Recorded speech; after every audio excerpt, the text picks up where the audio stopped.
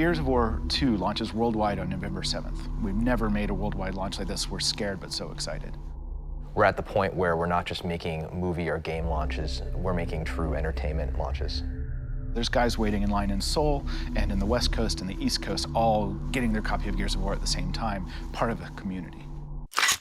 The weapons need to feel heavy and powerful, and when you blast something, you want to see lots of chunks.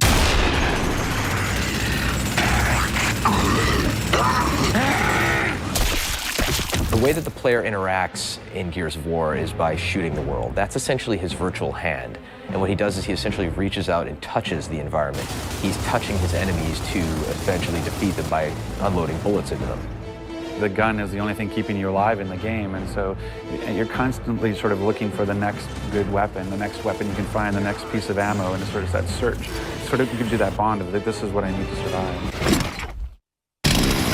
The weapons in Gears generally tend to shy away from some of the kind of laser beamy weapons you see in a lot of sci-fi environments. It was really more about something that looks like a gun, feels like a gun. It's really why we sort of went with sort of this kind of Vietnam-esque type of weaponry, that everything is a ballistics weapon, everything feels real. It's not energy weapons, not laser weapons. So your arsenal has expanded in Gears 2, and we have these heavy weapons. The first one's called the Mulcher. It's a heavy Gatling gun. Kind of based off the Predator, kind of raw, you know, just go crazy and mow everything down. We have a long-range mortar, which is heavy as well. You can take out enemies from what feels like it's about half a mile away.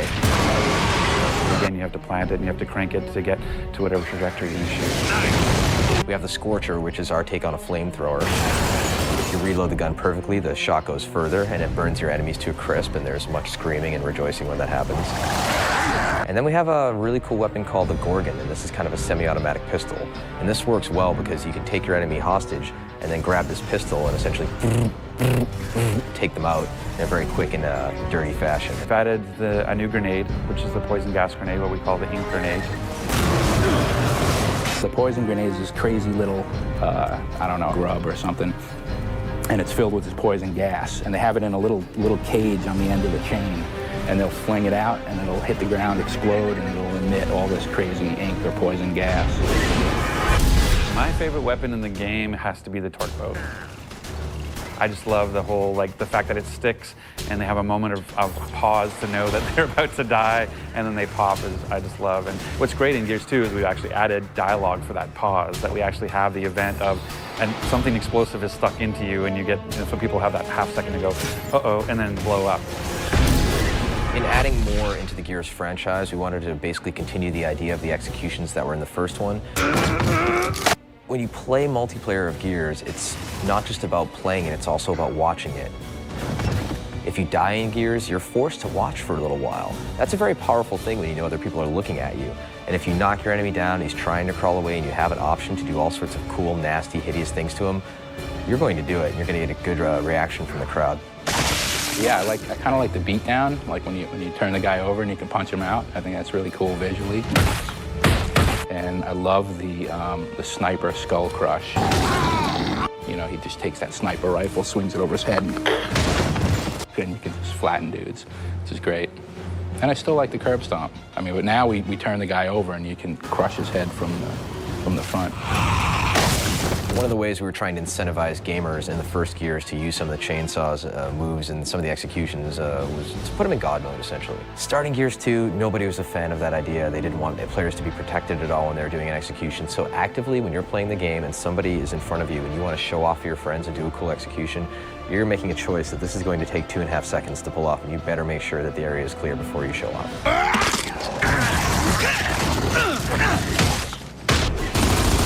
In Gears 1, when two players would come at each other with chainsaws, it was pretty much a random outcome as far as who would win. And in Gears 2, we actually wanted to make it A, very cinematic, and B, have an actual game mechanic that was implemented. The bottom line is when two characters in Gears engage in a chainsaw duel, it lasts basically 2 seconds tops. Sparks are flying, you know, they grunt, and then it's over. Or all we basically have time for is just a quick button mash. So let's see, how many times a person could hit B, and then whoever wins, wins. One word, blood. It's a bigger game. It's just bigger scope, larger creatures, more epic scale, etc. And we want to make sure that the player still feels like what he's doing in this universe matters. Nothing says I'm doing damage more than just seeing a blood effect come off of them. And so we've been doing that. Even our bigger creatures, we actually added gore skeletons so that when you can shoot them, you can actually have things fall off of them. I mean, you can just blow guys up to smithereens now. You will see entire chunks coming out of them. The pieces fall around and they're floppy and they're not, you know, they don't just sit there and hang out, right, and then fade away. They flop around and leave blood splats everywhere. We use the term intimate violence to describe Gears of War. Even though we've sort of grown the scope of the combat and sort of bigger weapons as well, we still have these sort of intimate moments with the combat. It's like that old sort of cowboys and Indians feeling in the woods, you know, it feels really personal and really intimate. Running away won't help! I'll just shoot you in your asses! Audio is everything.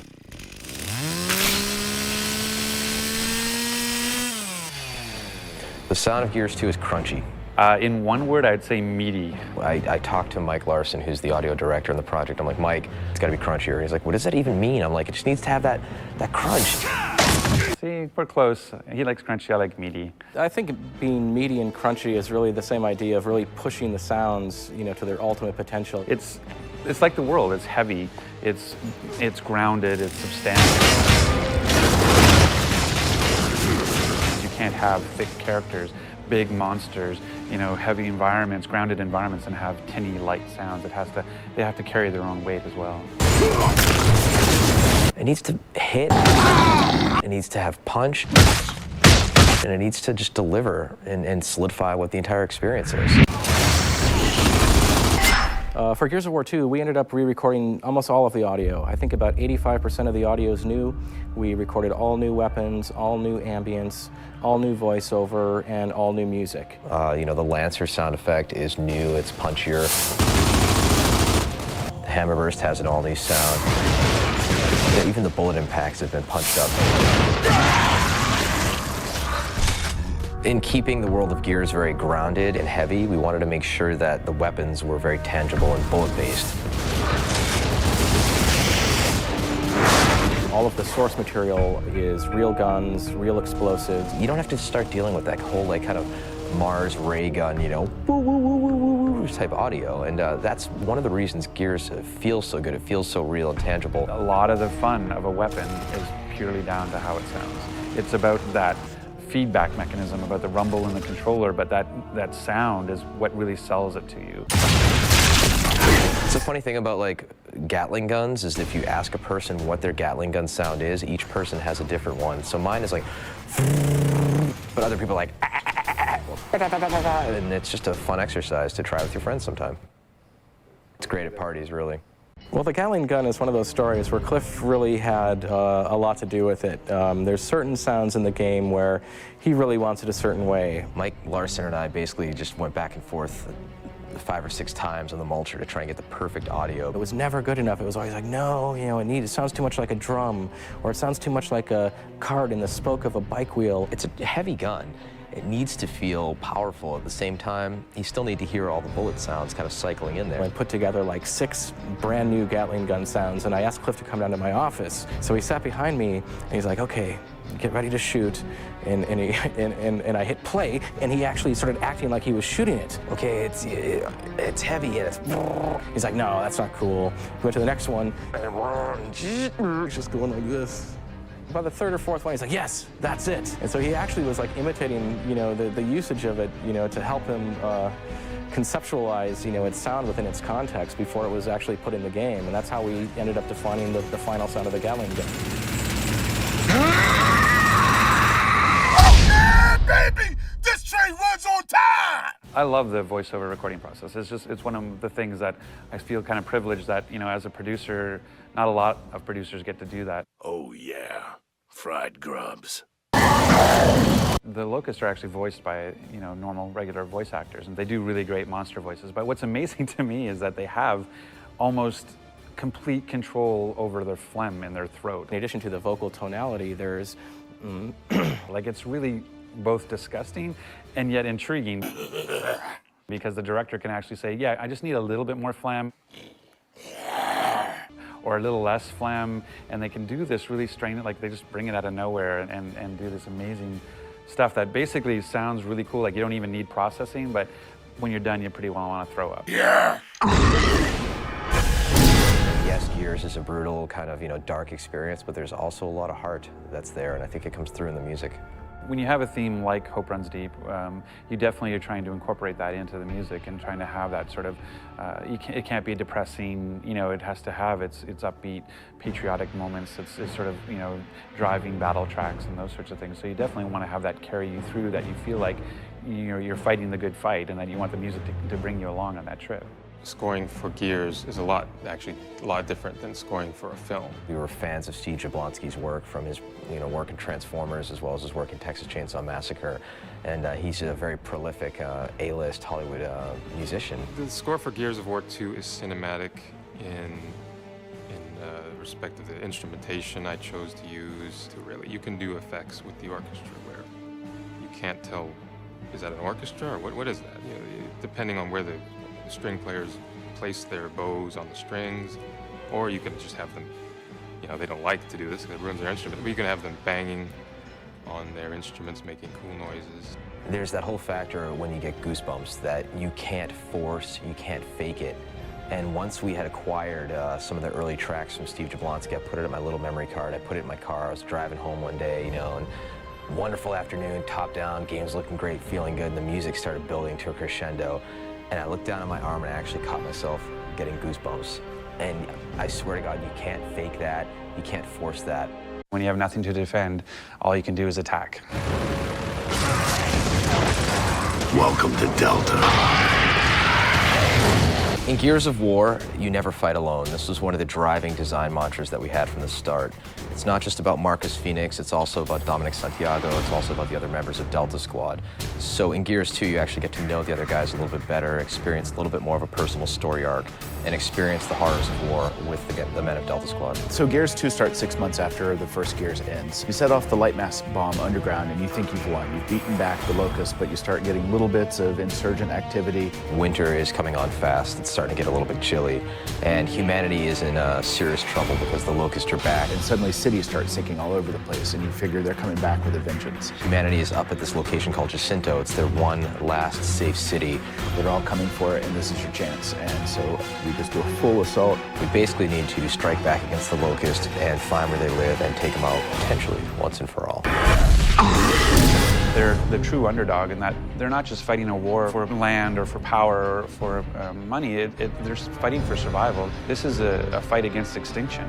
But when it really comes down to it, what the story we're telling is about Delta Squad. When we created the characters in Delta Squad, we kind of wanted to fill each different archetype for personality. Marcus is the kind of Caucasian anti-hero. He's had a few battles on him. It never ends.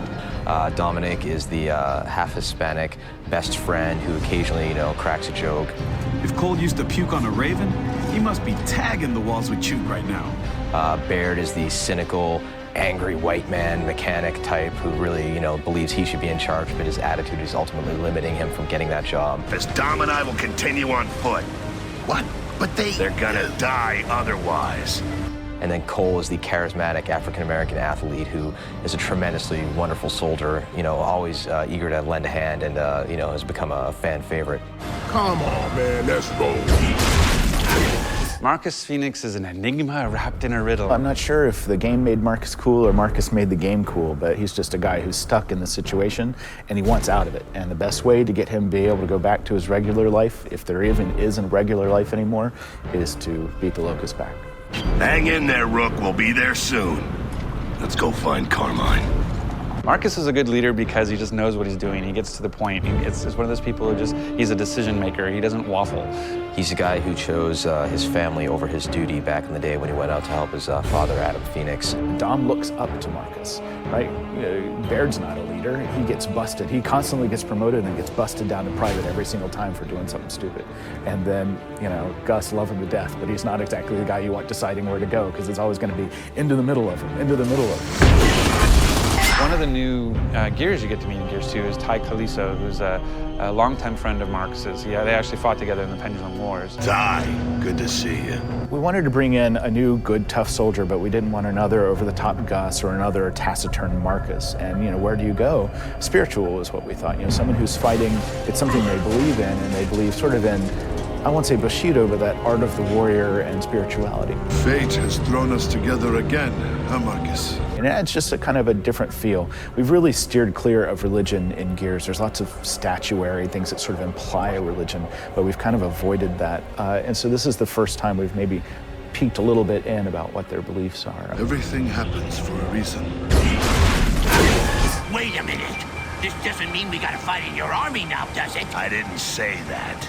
But you're not staying here. The Stranded to us are people who have chosen to stay and not to get caught up in sort of the cog way. However, after years of that lifestyle, it would probably get pretty exhausting, and there's a certain percentage of Stranded that are okay signing up for the cog. Dizzy's one of those characters that made that trade-off, and he's driving a giant truck for you in Gears 2. Hold them off, boys! Get your asses down there! When you're making a game or a universe like Gears and you have your primary character of Marcus, you have to be very careful with how much personality you put on him, because the player is projecting himself onto that guy. If Marcus was looking for his wife, the player would be like, wait, why do I care about this woman? With Dom, we're able to play with these emotions a little bit more. When we wrote Dom, Dom is the voice of the player. We didn't want, anytime the player would be saying, what the hell is that? Or why am I doing this? Whatever, Dom says that. He's able to call out, you know, the pink elephant in the middle of the room. We wanted him to be more than just sort of the best friend sidekick. We want to understand, you know, what it is that motivates him and why is he in this war. I think we're taking a lot of risks with Dom. It's not just about killing Locust anymore. You ever seen this woman? Name's Maria. Pretty. We have to be really careful trying to get a love story into a game like Gears. If something happens to me, promise me you'll look for Maria. I really, really hope gamers aren't just going to skip through cinematics, but give it a second and watch it, because I think they're going to be impressed. And it's still cool. They're badass characters who just happen to, you know, be in love. That's cool. Not again! I've lost her again! Ah! I remember when I was a kid, and every kid loves dinosaurs, and you would always be like, you know, oh, I love a velociraptor, I love a brontosaurus, right? And you could have that chart where you could see the scale of all the dinosaurs, and you'd have that one poor guy who was like 5'9", standing there looking nervous next to the Stegosaurus and the, you know, Brachiosaurus and everything, and you have that sense of scale. And I think if you're creating a cool video game universe with monsters, you want to have everything from something that's knee-high to him all the way to something that's, you know, 10 to 15 plus stories high and everything in between.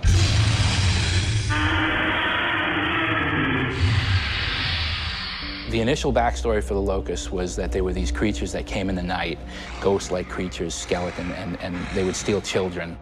There's a myth and a legend in the world of Sarah that would scare their children, that creatures come at night, or the boogeyman will get you at night, he'll take the child away if he's not good. Well, you know, over the history of the planet, that's been happening. You know, they've been taking children and stuff, and so what was a real event has become that sort of mythos of legend of, oh, the boogeyman's going to get you. In Gears 2, we're going underground, and it was an opportunity to bring in some of these newer baddies, right? One of the key changes that we have this time around, which actually affected how we balance the game, is the fact that the Locusts have a lot more hit reactions. So when the player shoots a few bullets into a Locust chest, the Locust will actually react in a believable fashion and stumble. And when you have a big boomer coming at you with a butcher knife and he's running at you, and you shoot him and he ducks his head and puts his shoulder into it, and you're shooting into his arm, and he's still trying to running, you know, against that fire hose, it feels really strong. I'd say the biggest thing is we have expanded our AI family by quite a bit. There's lots of different creature types, and there's lots of new ways that the creature types interact with each other.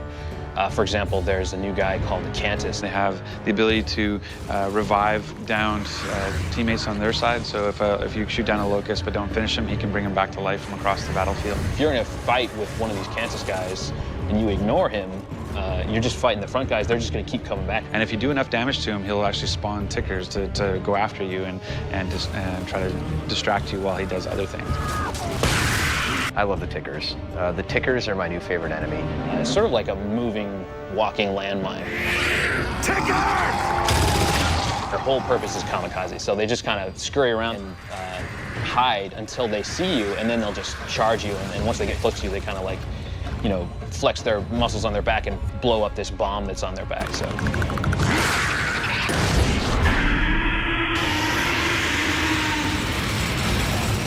Brumac. Giant monster with guns. It was the first creature I saw for Gears of War back when I started. He's seen multiple iterations. We have him in Gears 2 now, where his armor is off. We've got versions with his armor on. He's got weapons. He doesn't have weapons. Talk about iconic creatures. You know, the Brumac is the epitome of every Gears of War creature there is. You know, everything else is derived from him.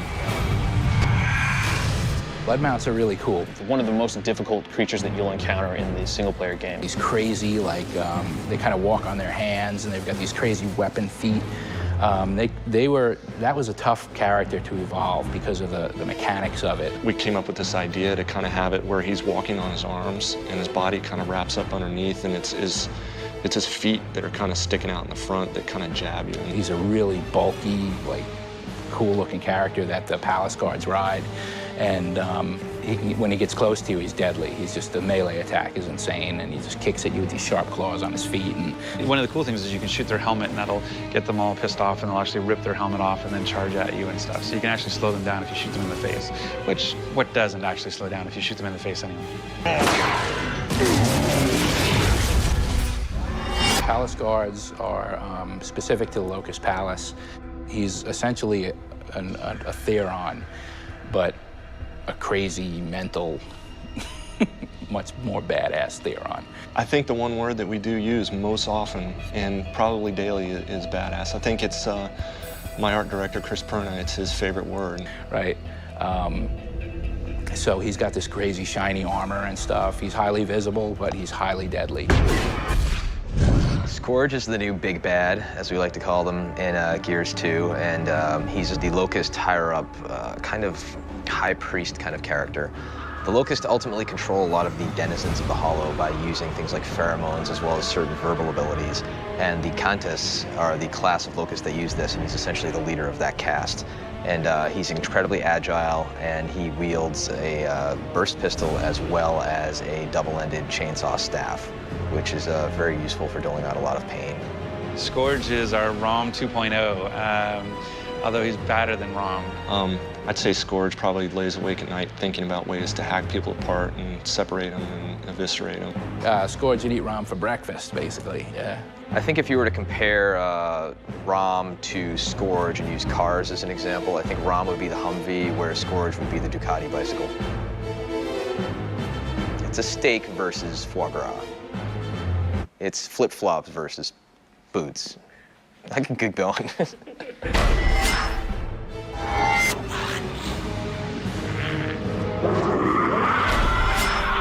Personally, before I go into a multiplayer match, I feel a sense of a tremendous rush because I want to crush my coworkers and hear them crying underneath my thumbs, and there's no greater satisfaction than that.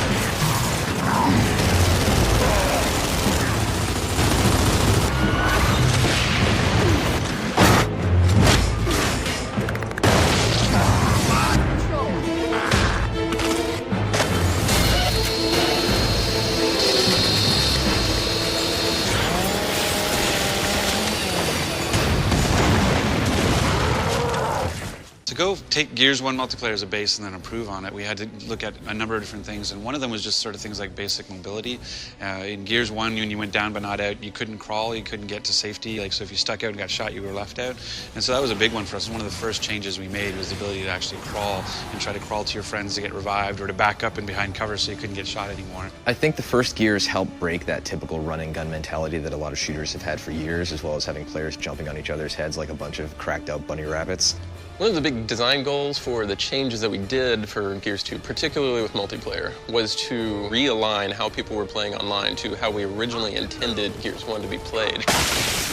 Gears 1, when we released the game out to the world, it took a life of its own, obviously. And one of the things we found was that people like to do this evade shotgun technique of being able to go towards somebody really fast and roll towards them and then pop up and shoot them with a shotgun, which was really effective, but too effective, in fact. And so what we've introduced is this idea of stopping power, which is that as you're being shot with bullets, it actually slows you down. It's kind of like as if you were running against a fire hose.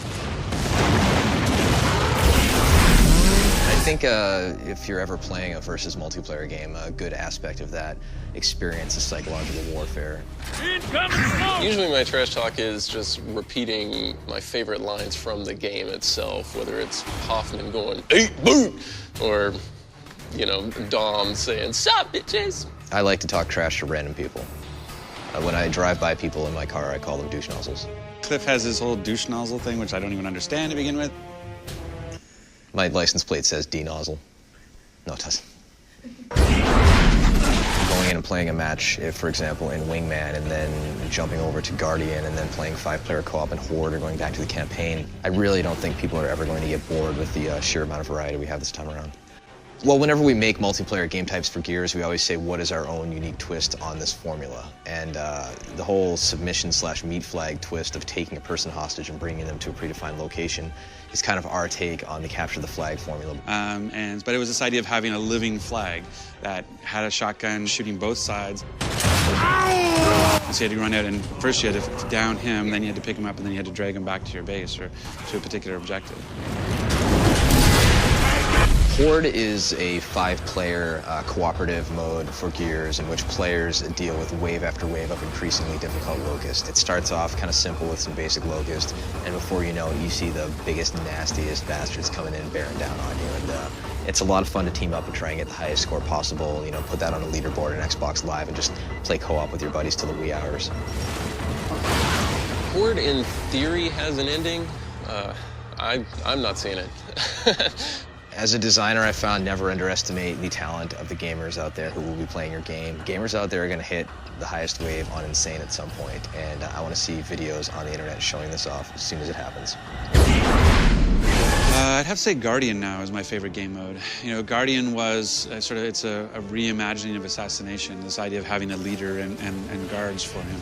And with the respawn game mechanic now, we had this idea that you have to keep the leader alive, and if you do, then you get to keep respawning, that you have infinite lives. But as soon as your leader dies, then the next time you die, you're out. One of the new multiplayer maps that I'm a huge fan of is River. With River, there's a lot of really specific combat that's thought out and tactical ahead of time. It's not a lot of just random shooting. One of my favorite maps is this map called Avalanche, which is appropriately named because it's a little quaint mountain hamlet, and completely randomly and periodically an avalanche will come through.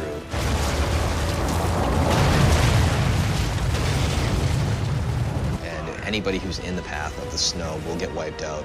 But the beauty of this is that suddenly other areas of the level are available to walk to, whereas they weren't before. Other guns can be accessed now. And you have a battlefield that actually shifts dynamically depending on an X factor of the avalanche coming in. This time around, Gears 2 multiplayer achievements are easier to get. We took off a lot of the restrictions that we had in Gears 1. You can basically get all your achievements for your kills in the campaign. You can get them in co-op, you can get them in Horde, and you can get them in Versus. So we want players getting those points, we want them getting those achievements, and we want them wielding their nerd cred as much as possible. Achievement design is it's actually a little bit of art and a little bit of science. The cheese and the maze is that the most goes towards. It's that if you don't know anything about the game and you're not reading the manual and you're just jumping in, a lot of people will still check the achievements. And so if I tell you, hey, there's this thing called a ticker, and if you melee it 30 times, we'll give you something. They're like, you can melee tickers? Oh, okay, I guess I'll go try that. It seems like with every product, whenever Rod names the achievements, it's a competition to see what the goofiest, most punniest names are that we come up with. I kind of go through and come up with weird random names, generally, 80s movie references because I'm old, and as much double entendre as I can get away with Microsoft. I'm a big fan of Dirty, Dirty Horde, as well as Crossed Swords, which is an achievement for numerous chainsaw duels, which is clearly an allusion to ancient warriors battling with their large iron swords. I think the hardest achievement is the continuation of Seriously. In Gears 1, it was just Seriously, it was like 10,000 kills online, Like, really? Like, how long is this going to take you guys? And in Gears 2, we have 100,000 kills, which is Seriously 2.0, which we could have just called Seriously.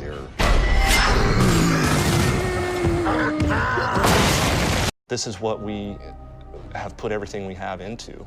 It's basically kind of like, I would say, our Sistine Chapel. It's the project of a lifetime for a lot of us.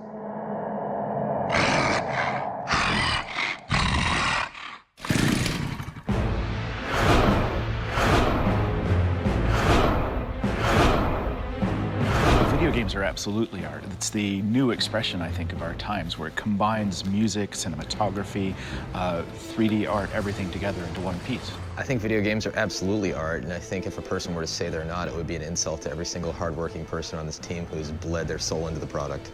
I do think there are a handful of games that could possibly be labeled as the pop art for our generation. Going to an art gallery or museum and partaking and looking at any sort of exhibit that's there, a person ultimately comes to their own conclusions about what the art makes them feel. And I think video games are very similar in regards to that, as far as each person takes away a different experience. You're not just listening to music or watching a movie, you're creating it. When you turn around, you are framing the picture. You're making the movie with yourself. So you're participating in it much more. You're putting yourself in a world. I would say sometimes it can be really frustrating if the player runs through the level and turns the wrong way, or looks left instead of right. He could totally go by this thing that you consider one of the best things you've ever done and totally misses it. But in the end, if the player wants to stare straight at the ground, they can, and that's what makes it art for them, that they get to participate. You know, when people talk about great games, graphics comes up all the time, right? That's the first thing you see. So you look at a world, and it's partially technical. It's partially, how did they do all that? Such a complex world that looks so realistic. But it's partially art as well. We won the best graphics for Gears of War, the first one. We also won best technology. And I went up and accepted the award both times at the Game Developers Conference and said, we're so great technically because of our artists making us look good. And our artists look so good was my next speech, because technically we're so strong, right? It has to come together to make great graphics. When you look at a video game and see a certain amount of graphical fidelity, it's important to separate that from what actual artistry is. We could render the real world perfectly in certain ways if we chose to, but when we do games such as Gears, we decide to stylize the universe, and we choose to make kind of this pseudo-European environment that's been blown up, and a lot of wars have occurred in, with very bulky men and very scary monsters, because that's our artistic design, and those are our sensibilities kind of coming through into the game. One of the scenes that personally resonates with me as far as a vista in Gears 2 is the sequence at the beginning of Sinkhole, when Marcus and Dom kind of come out and they see this section of city that's been sunk, and Marcus says to Dom, there it is, the beginning of the end.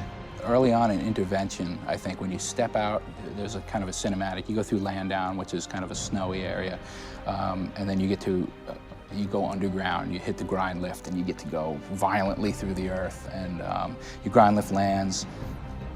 And I think when they step out of that pod and you get to see for the first time the underground with all the molds and the spores and the lighting and the bats flying through, and there's bugs on the ground, and there's all kinds of stuff hanging down, and slime and moss, and I think that's a pretty visually impressive scene. There are a number of influences that personally kind of affected my output creatively working on the product of Gears. First and foremost, a trip to London like 5 or 6 years ago that I had, in which just kind of experiencing the mix of the old and the new, the architecture that's been around, the sense of history, the sense of place. It was tremendously influential. As well as musically, was listening to a lot of the Requiem for a Dream soundtrack back in the day when working on the first game. And those kind of sad chords by the Kronos Quartet, and that same hook that's reused in a lot of techno and rap beats is something that resonates all the time when working on a computer. Personally, it's Frank Frazetta, H.R. Giger, stuff like that. Growing up, that these artists have influenced my tastes. I'm particularly like kind of the World War I and World War II German military tech. There's something about the German military stuff. It's purpose-built, and it's over-constructed, and when you look at it, you know it's meant to blow stuff up. I kind of take that idea and put it into everything I do for Gears, that everything's built with a purpose, and that's generally to blow stuff up. The thing is given, even the smallest detail is given the same amount of love as the giant towers or the huge creatures that you see walking across the screen. Right down to how we design the architecture in the world. It's all based on this beautiful European architecture, some of the French influence and stuff like that. Some of the things like the grime and the little bits of paper and trash that are laying around the level are one of the smaller touches that I think adds a lot of detail to the world and the universe. We've got modelers that model doorknobs and little pieces like that, and some guys are doing rooftops and walls, and some guys are doing characters, and then it all comes together miraculously. I mean, it works. It works really well. I think when you look at the world, you look at the characters and everything that comes out of it, you truly feel like you've been transported to what is essentially another world, another place, another time. And that, in my opinion, is an art form in itself. Hang in there, Rook. We'll be there soon. Let's go find Carmine.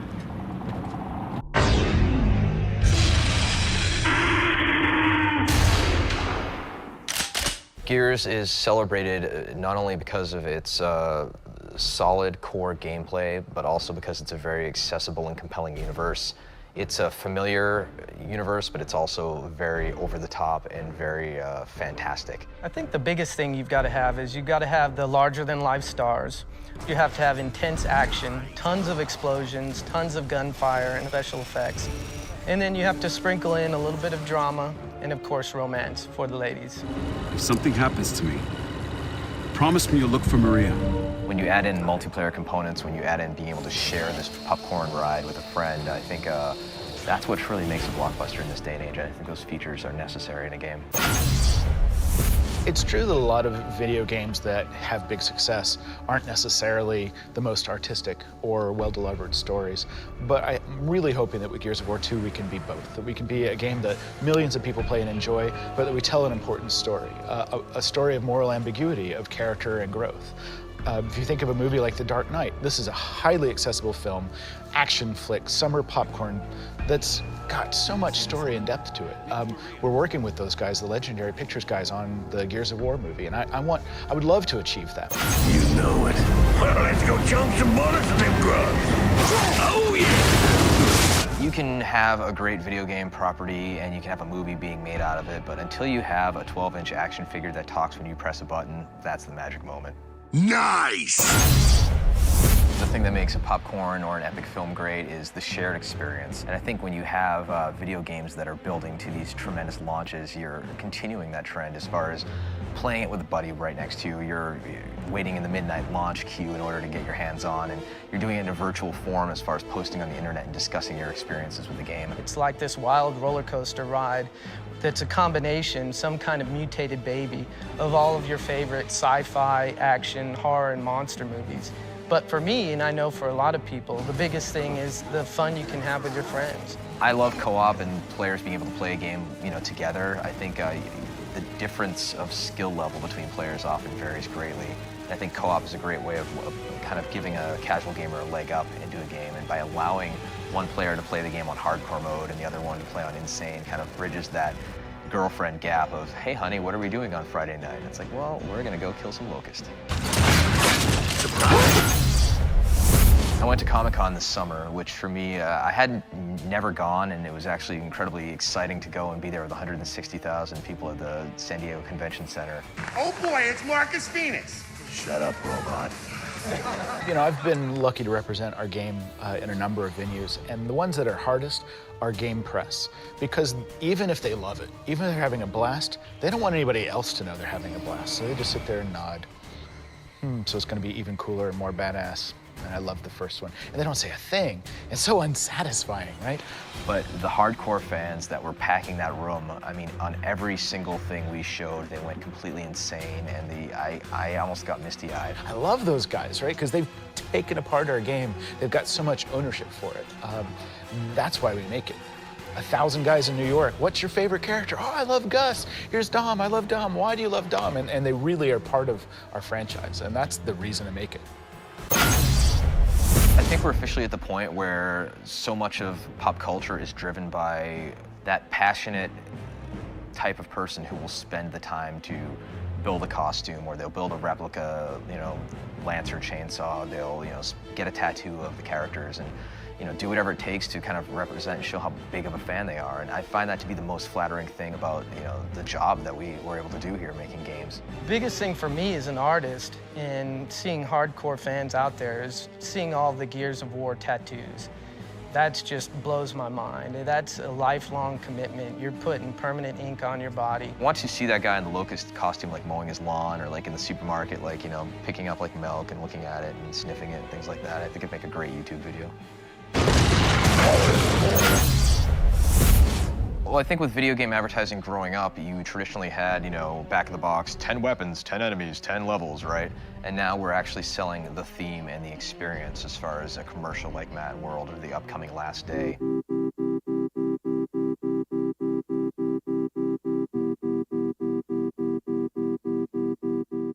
Mad World was a milestone for video game advertising as far as video game advertising truly growing up.